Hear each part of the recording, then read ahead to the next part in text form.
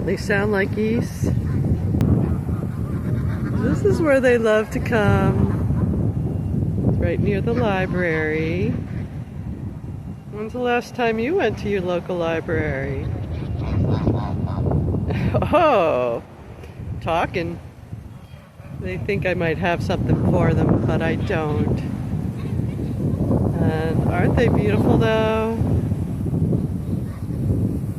Yeah, it's a little family, a community. And yeah, they think I have something for them, but I really don't. They're like, oh, you're pointing that thing at me. You don't have anything for me. Anyway, aren't they pretty? And don't they make a beautiful sound?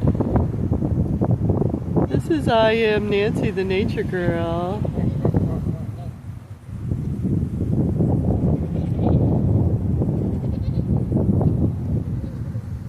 Had to get out in it and see beautiful nature. They are enjoying something in the grass, aren't they? We just had a lot of rain. Their orange legs and feet and their orange beaks. I suppose the males and the females are, one is white and one is gray.